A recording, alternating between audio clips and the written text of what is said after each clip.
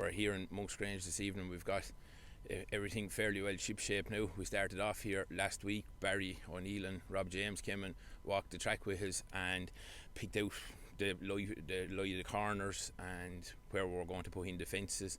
And then the lads came on Saturday and put in the fences for us.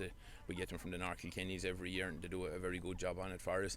And we're very lucky here. We have Ben Hill that owns the land, and he has a great schooling grounds here the whole time. And he has his own equipment with the aggravator, and that, so we're after spiking the ground here this evening to have it safer, get a drop of water onto it before the weekend, and it'll definitely take any sting that's in and out of it. And he has been topping the grass all year, so we've a lovely thick butt in it, leaves a lovely swart of grass on it, great cushion in it.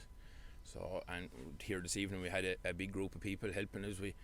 Everyone came in, and with the start, just that we're standing here ahead now after doing the start, and the finish behind me, and got the dolls on the corners. And the local yards are very good to us. We had some from all the local yards here this evening giving us a hand with different jobs, so it makes the work handy, because the hunt is a small hunt with a small committee, and everyone does the best they can, but it's hard to get enough bodies to do all the work. So we're very lucky with the way the lads come in and help us there, and we're in the heart of point-to-point country here, so I suppose it's very important to the lads that we have it too, and to show their appreciation by all the help that they give us.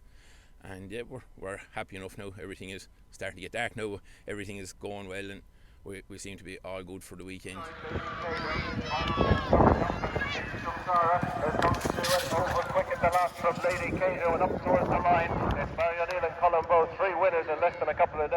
Jimmy, you've been involved with the Bree Hunt for many years now. Tell us a little bit about the history.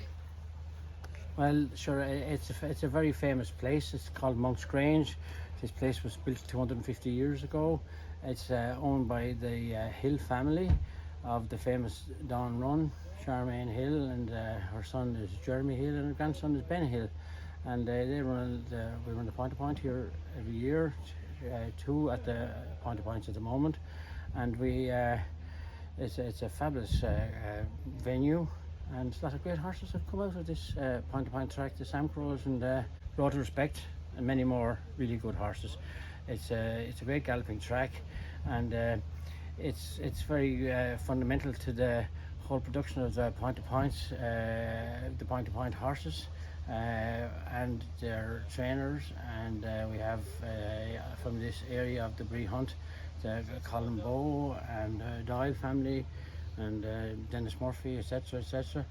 And then as a follow-up from them, we have jockeys like Rob James, Barry O'Neill, Jordan Ganford, and our champion conditioner last year was Pierce Rogan, whose grandfather was chairman of the Bree Hunt for many years, well over 20 years, John Slevin. And but we have great support from all the farming community and all the Hunt family members that have been working with us for generations, as everything from secretaries to clerks of scales, clerks of courses, workers, everyday workers. And so we are indebted to them, and they are the foundation of the success of the point-to-point. Marguerite, it was a great day. The weather conditions obviously weren't ideal, but good crowds, good racing, so everything went to plan. Yeah, everything went to plan. Which was, I suppose, 10 days of organising until the finished product then. Absolutely, and I think the bit we were most anxious about was the fact that we might have had queues on the road, given the fact that we had to stop people twice. Once for their barcode, and then the QR code, and then secondly for the money. But we had a decent crowd, very efficient crowd doing that job for us, and it went really smoothly, and we got people in. I would reckon the bulk of the people were in well before 2 o'clock, so that was a plus. And the real rain didn't fall anyway until about 3 o'clock, and most people were here by then, so happy days, happy days. Back tomorrow evening now for the tidy up then. Back tomorrow evening. You look around here now, there's orange tape, stakes, water trucks, buckets, signs, fences, everything is up. We'll all be back here tomorrow evening. After schooling, because there's schooling from 8 o'clock to 1 o'clock. Yes, there is, and it'll all have to be tidied up, packed away. We have a local family, the Farewells, it all gets stored on their loft, put away, ticked off, and hopefully, crossing the fingers and the toes, to be all brought back here again in March for our spring point. we were anxious maybe about running the first weekend. I know Oldcastle were before us yesterday, but people came, the people had a good day, the bookies came, people lost their money, they made their money, the chips were here, the coffee was here, families were here. We had a good day's racing.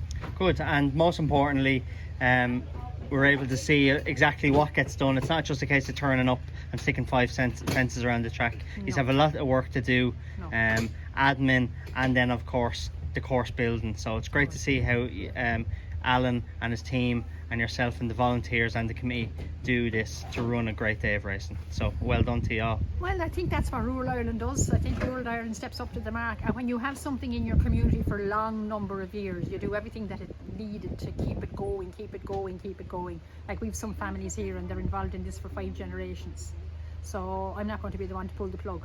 As long as I'm chairperson, we'll be pointing. Good. So, and well, hunting. Good. Well, well done, Marguerite. Okay, thank you very much.